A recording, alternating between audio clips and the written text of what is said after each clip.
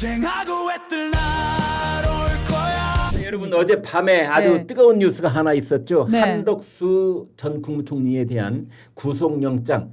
우리 대부분 예상하기로 야 이거 영장 이거 통과되는 거야. 그래서 아마 한덕수 전 국무총리 어제 구속영장에 대한 실질심사를 받으러 가면서 나는 몇 달 동안 이제 저 감옥 안에 들어가 있게 되겠구나. 뭐 이런 생각했을 가능성이 높은데 네. 전격적으로 그 구속영장이 기각이 됐습니다. 그 그렇죠. 얘기를 좀 해보도록 하겠습니다. 네. 그것도 일찍 기각됐죠. 네. 밤 10시경에 9시 57분. 예, 정재욱 부장이 기각을 딱 시켜버리는데 네, 네. 그 기각한 내용 중에 내가 아주 재밌는 표현을 하나 봤어요. 예. 내가 지금까지 법을 참 몇십 년 파먹으면서 그렇죠. 네. 예, 구속영장 기각에 이런 표현이 있었느냐. 방어권 행사 차원을 넘어선 증거인멸 우려가 없다. 그냥 증거인멸 우려가 없다가 아니고 네. 방어권 행사 차원을 넘어선 네. 지금 말하면 방어권을 제한을 할 정도로 그 정도로 증거인멸을 할 염려가 있느냐 하는 그 부분을 고려 따지는 거. 네. 그 이게 우리가 어느 쪽이 크냐 이런 식으로 따질 그렇죠. 때, 부동할 때. 예, 네. 그 표현을 딱 쓰는데 이렇게 보는 것이 오히려 정확하겠구나. 네. 요사이 젊은 법관들이 정말 대단하다. 그러니까 검찰 특검이 할 말을 없게 만들어 버리는 그렇죠, 그런 그렇죠. 한 문장이었어요. 저도 네, 요 거기- 문장이 굉장히 특이하더라고요. 예, 이전에는 뭐 거주 안정 어쩌고 저쩌고 하면서 증거인멸의 우려가 없다 이렇게 표현을 예. 했는데 예. 지금 정말로 변호사님 말씀하신 대로 방어권 행사 차원을 넘어선 증거인멸. 예. 그렇죠. 다른 그런 방어권 차원에서 해도 된다는 얘기예요? 그 방어권을 쉽게 말하면 네. 이게 그 증거인멸을 일반적으로 누구나 다 하려 한다. 자기 네. 증거를 감추려 하고 다 네. 하는데 네. 그게 방어권을 보장해 주는 차원을 넘어선 거. 그건 죄질이 안 좋은 진짜 증거인멸 아니냐. 그렇죠. 이제 그런 우려는 없다. 아마 네. 이런 표현인데 예. 굉장히 좀 요새 젊은 애들 표현으로 네. 고급진 표현이다. 고급진 표현이다. 예.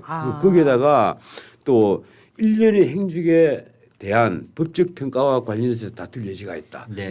이거는 특검을 제대로 하는데 뺨을 때린 겁니다. 그렇죠. 어. 예. 제대로 특검뿐 아니라 어떤 의미에서는 이번 그 12.3 비상계엄 이후의 모든 정치 행위에 대한 평가에 대해서 네.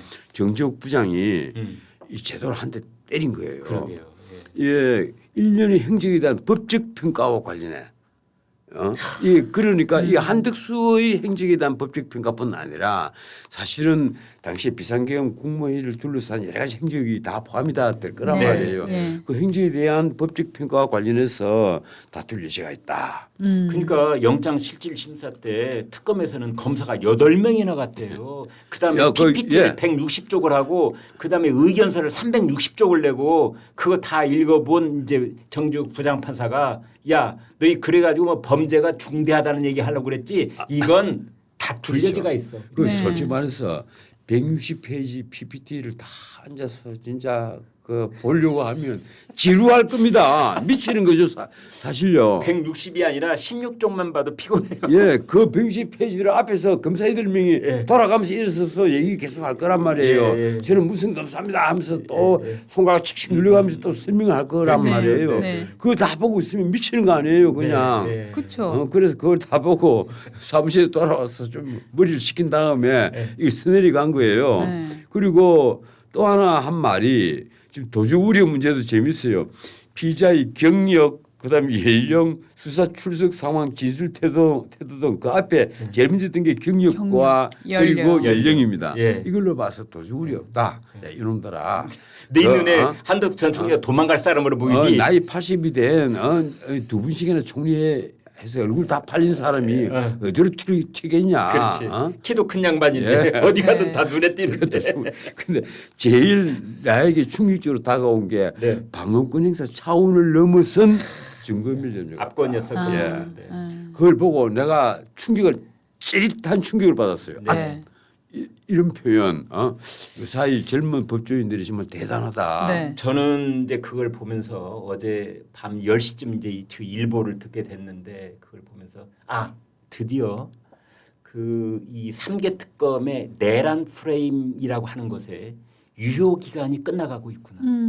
그 신호탄이구나. 이제 이 내란이라는 두 글자로 여기다 덮어씌우고 저기다 덮어씌우고 하는 더불어민주당이 됐든 내란 특검이 됐든 또는 뭐 해병 특검이 됐든 김건희 특검이 됐든 이 내란을 그 무소불위의 칼처럼 휘두르고 있었던 이것에 대해서 일정 정도 이제 제동이 걸리기 시작했구나.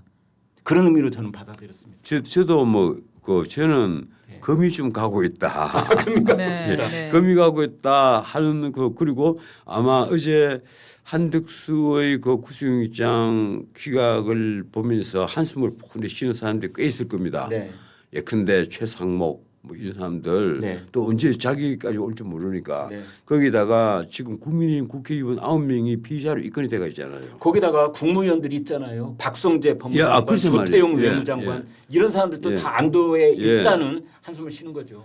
그리고 아마 국회의원 중에서 권성동을 빼놓으면 전부 다 한숨을 다할 겁니다. 네. 지금 뭐 받아 먹고 한 건 없으니까 권성동은 지금 돈을 1억 받은 것 때문에 1억 이상 돈 받고 영장이 떨어진 경우는 거의 없거든요. 네, 네. 그런데요 이번에 내란 특검의 이 구속영장을 보니까 아주 중요한 포인트가 하나 있는데 워낙은 내란이 중요 임무 종사자라는 혐의를 씌우려고 그랬어요. 근데 이게 안 되니까 내란 우두머리 방조 혐의가 맨 앞에 들어가 있죠. 맞습니다. 그러니까 예. 중요 임무 종사자냐 아니면 방조자냐 이제 이 갈림길에서 내란 특검이 자신이 없었던 거예요. 아니 한덕수에게 주요 임무 종사자로 아니, 할 예준이 없어요. 그래서 오늘 중앙일보의 칼럼 하나가 그 점을 지적하고 있더라고요. 예. 야 내란 방조라는 것은 그 정승화 계엄 사령관이 내란 방조 혐의로 유죄 판결 10년을 받았다가 나중에 다 무죄 나왔어. 다 무죄로 바뀌었죠. 그때 그렇게 예. 됐는데 이번에도 내란 방조 그것도 우두머리 방조야. 나 이렇게 들어가면 또 처음 봤어요. 내란 우두머리 방조야. 이게 옛날에는 뭐냐면 내란 수계 방조입니다. 그게 국민들한테 부지불식간에 우두머리하고 졸개 이러한 어떤 또 프레임 하나를 만들어내는 거 아닌가 저는 의심을 했었는데 근데 단어 자체가 전 틀린 것 같은데요. 내란 우두머리 뭐 조력이나 이런 게 해야지 방조 내란 우두머리는 그냥 명사잖아요. 여기 행위 명사가 들어가요. 행위를 방조해야지. 아니, 그렇죠. 내란 행위를 사람을 방조를 해. 내란 수괴죄의 방조범이라는 거예요. 그렇죠. 그러니까 윤석열이 내란 수괴죄 범죄를 저지르는데 네. 방조범이라는 겁니다. 그거. 네. 그래서 결론은 뭐냐? 내란 중요 임무 종사자의 혐의가 아니라면 이제는 구속영장 재청구할 생각을 아예 하지 마라. 그리고 제가 보기에요. 이 내란죄 문제는요.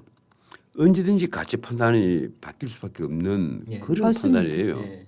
아니 12.3 비상계엄을 두고 내란이다 아니다 하는 것은 아직까지 누구도 확정되지 않았는데 그렇습니다. 이제 형사재판 예. 1심이 진행되고 있는 건데. 지기현 부장판사가 진행을 하잖아요. 네. 지기현 부장판사를 예. 지금 어떻게 하고 있습니까? 너 향 600만 원씩 받았지. 음. 그 같이 있었던 연수원 동기들 친구가 네. 아마 그 술집에 돈을 뭐 그때 끈지 그 다음 거 여러 네. 차례 합한 거겠죠. 네. 돈을 600만 원인가를 보낸 그 자료가 나왔단 말이에요. 네. 그래서 그걸 지금 다 지기현 네가 다 받아먹은 게 아니냐. 지기현을 막 일체 말을 하지 않아요. 거기에 대해서. 네. 일체 말을 하지 않고 있는데 대부분에서도 조사를 나름대로 다 했단 말이에요. 네. 그 술집에도 다 확인을 했다고 그렇죠. 네. 알려져 있습니다. 네. 그런데 지기현의 범죄 사실 뭐 범죄라고 할 수 있는지 모르겠습니다만 어떤 그 범죄 혐의 예. 혐의 사실이 그 600만 원까지는 이르지 않기 때문에 여기에 대해서도 책임을 묻지 않고 대부분에서도 좀 쉬쉬하고 그냥 조용히 있는 건데 네. 그걸 지금 좌파 진영에서는 당장 처벌해야 된다. 네. 추미애가 나서잖아요. 예, 맞습니다. 그러니까 어저께 사실 저희도 방송에서 이 얘기를 했어요. 네, 했습니다. 지금 부장판사 얘기를 하면서 대법원 지금 너무 비겁하다. 지금 이 자기 조직원이 정치적인 이유로 이렇게 음해를 당하고 있다면 명명백백하게 밝혀줘야 될 거 아니야. 그런데 왜 지금 뭉개고 있냐라고 했는데 정말 저랑 추미애 언니라 하고는 영혼의 쌍둥이인지 추미애 언니가 어저께 저희 방송 이후에 요 얘기를 또 다룬 거예요. 다루면서 뭐라고 했냐면 우리 아 근데 쌍둥이라는 말은 제가 직권으로 삭제하고 싶어요. 쌍둥이 아니고 언니. 언니. 아니 영혼의 영혼이 언니. 그래서 하여튼 추미애 언니가 뭐라고 추미애 의원 언니님이 뭐라고 얘기를 하셨냐면 명백한 처벌 대상이다. 양심 있는 제보자는 그날 접대비로 650만 원을 송금한 내역을 갖고 있다고 밝혔다. 여기에 더해 룸사롱에 동석했던 연수원 동기 변호사의 증언까지 존재한다. 몇 차례가 접대가 있었는지 무엇을 부탁받았는지를 떠나 이거 왜 떠납니까? 650만 원어치의 향응을 받은 사실만으로도 공직자로서 부적절한 처신을 한 거다라고 공격을 세게 했고요. 여기에 대해서 이제 저 누구죠? 그 머리 허연 분? 아 잠깐만요. 염색 안 하면 물이 다 허였습니다. 뭐 민영배 예. 의원도 있습니다. 아 천대요. 천대요. 법원 천대요. 행정처장. 행정처장. 천에 뭐라고 얘기했냐면은 네. 윤리감사실에서 현장을 확인하고 제출된 증거 자료를 확인한 바로는 현재까지는 객관적인 소명, 증명에 대한 자료가 부족하다는 입장이다. 지금 애매까리하게 지금 얘기를 했거든요. 그래서 국민의 중대 관심사니까 국민의 눈높이 차원에서 진행 중인 고위공직자범죄수사처 수사 결과도 참고하기 위해 아직까지 조사를 계속 중인 것으로 안다. 이거 뭔 얘기입니까? 아니 그지. 국민의 눈높이 차원에서 예. 맞추기 위해서 공수처 공수처 수사 결과를 참고하기 위해서 그러니까 우리는 판단 못 내려 공수처에서 판단하면 거기 맞출 예정이야. 지금 이 얘기하고 있는 겁니까? 아니 근데 그 집이요. 그 제가 그 뒤에 예. 여러 사람들에게 물어봤어요. 예. 그 우리 빌딩 안에도 그 젊은 변호사들도 많고 네. 또 들락날락 하는 그 친구들에게 또 이 사법부 안에 있는 네. 그 집 아니야 하니까 관심 있어서 한번 가봤어요. 이러더라고요. 아. 예, 그럴 정도로 네. 사람들 호기심이 대상이 되잖아요. 네. 근데 그렇게 비싼 술집도 아니고 그래서 난 650만 원을 붙이다 이러잖아요. 네. 아마 그것이 한 번의 것은 아닐 것이다. 여러 차례에 걸친 어떤 비용이 아니겠느냐. 그게 사실이라면. 예. 그리고 거기에 적어도 그 650만 원이 있을 때는 한번 그 거대한 어떤 파티가 있었다. 뭐 양주가 몇 병이 도는. 네. 왜 그런가 하면 그 집이 전문적인 룸살롱 같은 거는 전혀 아니에요. 네. 네. 전혀 아니에요. 맞아요. 일종의 고급 뭐 카페 비슷한 네. 것이 저희가 사진 있는데 보지 않았습니까? 예. 네. 예, 그런데 그걸 두고 이 법조계에 오래 있었던 그리고 정치 생활을 오래 한 그 추미애 여사께서 그런 말을 했다는 것은 난 참 이해를 못하겠어요. 오히려 그 자기 그 아들을 두고 온갖 그 신문 기사들이 도배가 되고 했는데 네. 아직까지는 나는 추미애 정도의 정치인이라면 대중들에게 어떤 그 보이는 걸 생각해서 아직까지는 좀 발언에 신중을 기하고 좀 자숙해야 되지 않겠느냐. 네. 이분은 뭐 법사위원장이 되긴 됐습니다만 네. 저는 그렇게 생각해요. 그런데 그래서, 본인은 예. 아주 깨끗한 듯이 자꾸 째려버리면 이상하죠. 지금 우리가 이제 지규현 부장판사 잠깐 얘기를 한 것이 어저께 저희가 이제 예측하기로는 한덕수 전 총리가 영장이 발부될 가능성이 커 보인다. 왜냐? 영장 발부를 거부하면 지기현 꼴이 날 텐데 어느 판사가 그거를 맞닥뜨려 갖고 이것은 아니다라고 말할 수 있겠느냐라고 걱정을 했었거든요. 네. 그런데 지금 딱 이 저 부장판사께서 아니야. 도망갈 우려도 없고 예. 그리고 방어권 차원에서 그 저 방어권을 행사할 수 있는 정도는 보장을 해줘야 돼라고 하면서 아니, 지금 그러니까 네. 이 정재욱 부장 판사가 네. 사실은 서울법대를 나온 분이 아니세요. 예, 경찰대학을 나오신 분이고 거기서 이제 사법고시를 한 분인데 찾아봤더니 이제 중평이 뭐냐 매우 신중한 분이다. 네. 그리고 자기 정치적 색깔을 드러낸 적이 거의 없는 분이다. 아. 이제 이런 얘기가 있는데 그럼에도 불구하고 요즘 이제 특검이 워낙 서슬퍼렇고 기세가 등등하니 그렇죠. 이분도 다른 판단보다는 본인의 미래, 안위 뭐 이런 것들을 생각한다면 난 좌표 찍힘 당하기 싫어. 그렇죠. 이런 생각을 많이 깊게 하신다면 맞습니다. 에이 눈 딱 감고 영장 발부 안에 영장 발부를 기각했다가 나중에 무슨 꼴을 당하랴 이런 생각이 만약 그분의 머리를 지배했다면 이건 발부될 것이다. 이제 그런 예측들을 하고 있었는데 어머 저는 그래서 발부된다고 생각하고 있었어요. 저도요. 그런데 10시 넘어서 띵동하고 그래서 네. 속보를 보니까 기각이 됐다는 깜짝 거예요. 놀랐잖아요. 깜짝 놀랐어요. 예. 이 뭐 5분 동안의 형식적인 국무회의 뒤에 사후에 개헌 선포문 서명한 거 아니냐. 그리고 뭐 허위 작성 공문서 또 짜고 이 포고문에 서명하고 나중에 찢어 폐기했다가 그게 또 그 공용술 손괴죄가 또 돼버린 거예요. 이게 우리 형법에는 코해금, 코골이, 휘해금, 귀걸이 범죄가 굉장히 많이 있습니다. 대표적인 이제 여기 혐의가 내란 우두머리 방조 허위 공문서 작성 및 행사, 대통령 기록 관리물법 위반, 공용 서류 손상, 위증 이렇게 돼. 공용서류 그 손상 손괴죄만 하더라도 네. 그것도 형량이 2년 이상 징역이 굉장히 높아요. 아 그렇군요. 예, 제 기억으로는 예. 그래서 이게요 우리 그 변호사들도 모르는 범죄들이 굉장히 많아요. 특히 행정법 각 뒤에 있는 벌칙란에 들어가 있는 범죄들 나는 그래서 이거 한번 정리해야 돼요. 그리고 우리나라 특별법 특가법이 너무 많잖아요. 저는 여기 한덕수 전 총리에 대해서 그 적용된 혐의들을 보고 이런 네. 생각이 들었어요.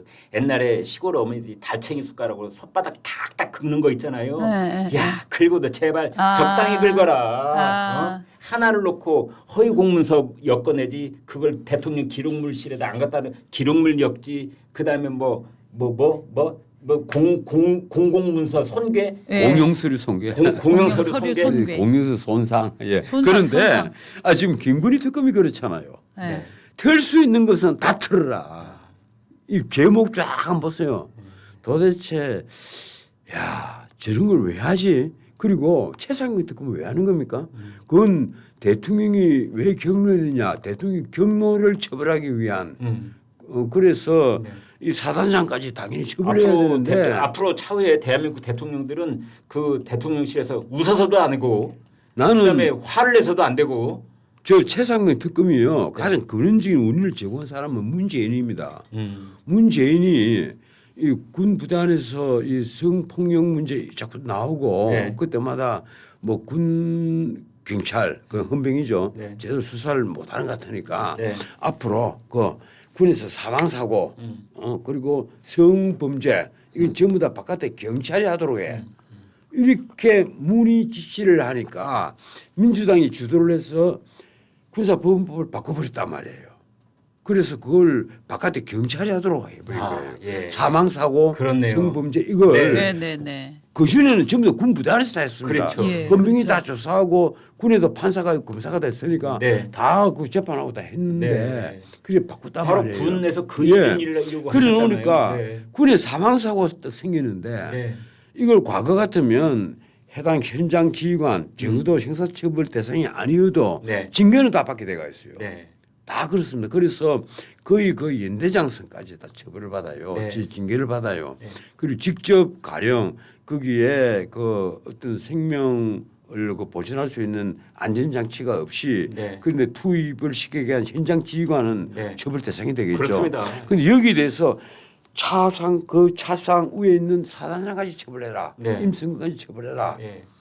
이렇게 헌병이 이제 조사를 했단 말이에요. 네. 조사를 해서 하니까 지금 관례적으로 네. 그런 경우 사단장을 왜 처벌했느냐 없었다. 음. 그리고 윤석열 대통령도 보니까 보고를 받았는데 자기도 검찰총장까지 했잖아요. 네. 여튼 지금까지 온갖 그 사건을 다 다뤄봤는데 네.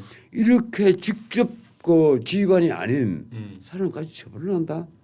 그런데 야 이거 왜 처벌해 아마 이렇게 얘기를 했겠죠. 네. 그런데 그것이 대통령 경로설이 돼가지고 그리고 거기 또 누군가 로비를 해서 저렇게 경로를 한 것이 아니냐. 그것도 김건희를 걸고 들어간단 말이에요. 네. 김건희 쪽을 통해서 로비를 했을 것이다. 네. 뭐 이런 말이 네. 루머가 이제 사실화되는 거예요. 그렇죠. 뭐 어떻든 뭐든지 간에 과연 이것이 대통령이 경로했느냐 아니냐 이것이 특검감이냐는 거예요. 거기다가 검사가 40명인지 뭐 40명인지 20명인지 모르겠습니다만 네. 아마 여기도 40명일 거예요. 그렇죠. 40명이 투입이 돼가지고 뭘 하겠다는 거예요 거기서. 나는 그래서 이것도 더 웃기는 게 제일 먼저 연장 얘기가 나온 것이 바로 이 최혜병 특검입니다. 네. 연장을 하겠다. 31대 연장을 하겠다는 거예요. 그리고 지금 다 개정법안 다 내놨잖아요. 상비특검 전부 연장하겠다고. 네. 참 코미디 같은 일입니다. 이게 특검을 계속 울고먹고 이 특검에 대중 시선이 꽂히니까 이거 이상 좋은 게 있거든요. 가령 이재명 정권이 어떤 조금의 잘못도 다 감춰져 버립니다. 특검이 하면 앞으로 김건희 특검이 이제 더 본격화되잖아요. 김건희가 앞으로 그 도마 위에 지금 이미 올라가 있는데 하나씩 죄가 더 보태질 거란 말이에요. 그때마다 선정도가 더 높아집니다. 그렇겠죠. 앞으로 두고 보세요. 재밌을 겁니다. 쟁하고 애들 나